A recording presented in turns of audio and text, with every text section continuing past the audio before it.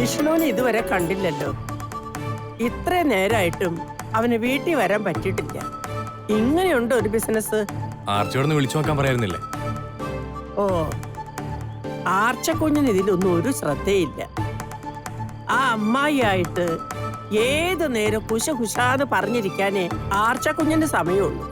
ആ വിഷ്ണു വരുന്നതും പോകുന്നതൊക്കെ അവരറിയുന്നുണ്ടോ ആവോ?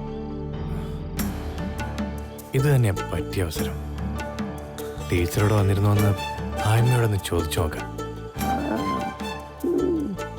ടീച്ചർ ഇന്നിവിടെ വന്നോ എന്നവൻ അറിയണം. അതാ ഉദ്ദേശം.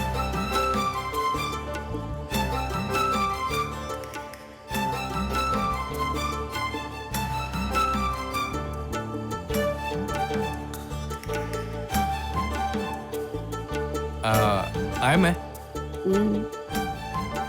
ആയമേ, എന്താന്നേ? ഇന്നിവിടെ ആരെങ്കിലും വന്നിരുന്നോ? ഈ ആയ്മ എന്തോ പോയിക്കൊണ്ട് നിൽക്കുക. അവൻ ഇങ്ങോട്ട് വന്നോളും. പാതിരാത്രി വീട്ടിലോട്ട് വരുന്നത് ആദ്യമായിട്ടൊന്നും അല്ലല്ലോ. ഞാൻ ചോദിച്ചത് വല്ലതും ആയ്മ കേട്ടോ? നീ എന്താ ചോദിച്ചേ? ഇന്നിവിടെ ആരെങ്കിലും വന്നിരുന്നോ? വന്നിരുന്നോന്ന് ചോദിച്ച വന്നിരുന്നു. ആരാ? ആ മീൻകാരി പാറു. വേറെ ആരും വന്നില്ലേ? വന്നു.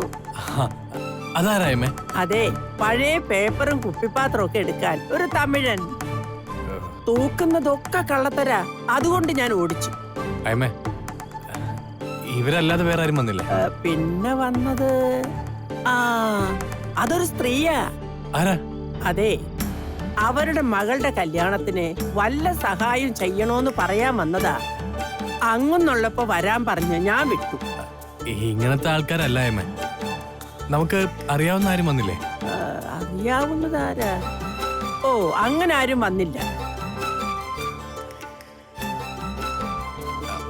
എന്നെ അന്വേഷിച്ചാരെങ്കിലും വന്നിരുന്നോ? നിന്നന്വേഷിച്ചോ? ആര് വരാൻ? ഈ കാലത്തിനിടയ്ക്ക് അങ്ങനെ ഒരാളെ ഞാൻ കണ്ടിട്ടില്ല. പിന്നെ വേറൊരാള് നിന്നന്വേഷിച്ച് അകത്ത് കൂടെ നടക്കുന്നുണ്ട്. ഇപ്പൊ കണ്ട ഓടി വന്ന് നിന്റെ കഴുത്തേ തോന്നി. ഓ, ആ വട്ട് കേസാണ്. അവള് ചോദിച്ചാ ഞാൻ നാട് വിട്ട് പോയെന്ന് പറഞ്ഞാൽ മതി. ഞാൻ ആ കടവത്തോ മറ്റോ പോയി കുറച്ചു നേരം അവിടെ ഇരുന്നിട്ട് വരാം. ആ മാരണങ്ങളൊക്കെ പോയി കിടക്കട്ടെ.